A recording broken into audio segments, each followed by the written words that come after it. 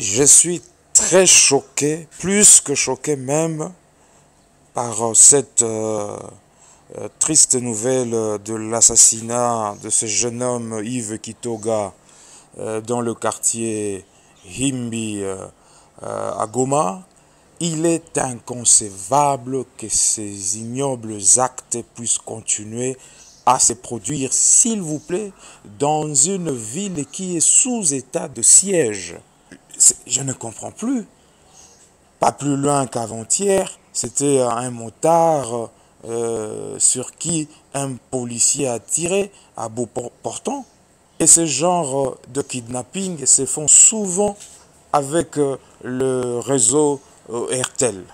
Mais est-ce que le vice-premier ministre, ministre de l'Intérieur, peut au moins collaborer avec son collègue de Pétantique, de Poste et Communication, avec le renseignement militaire et tout comme l'ANER, pour qu'on essaye un peu de dénicher peut-être quelques agents de cette société qui seraient complices.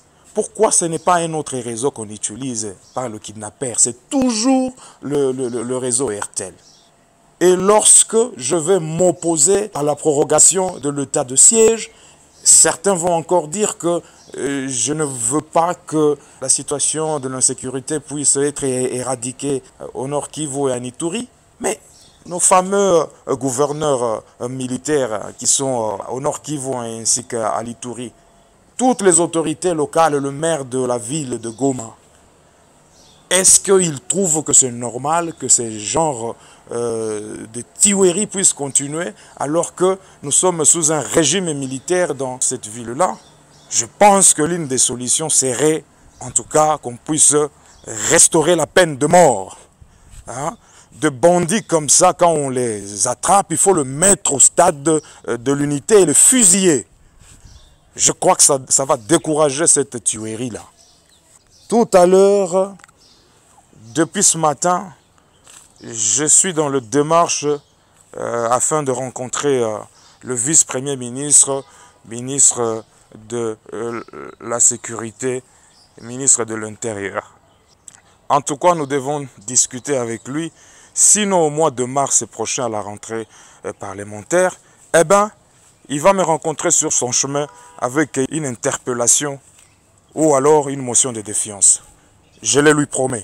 Mais en même temps, je voudrais quand même exhorter mes frères du Nord Kivu. Nous devons cesser avec ce genre de haine, une sorte d'atavisme culturel, on dirait, et ceux qui pensent éliminer les autres, je me demande, est-ce qu'ils pensent qu'ils vont vivre sur cette terre éternellement? Il faut absolument prêcher l'amour dans le cœur des gens.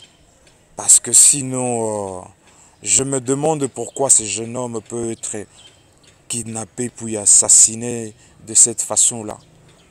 Est-ce des gens qui demandaient rançon et que la famille n'a pas réuni l'argent? Ou simplement... En tout cas, en fait, moi, ça me dépasse.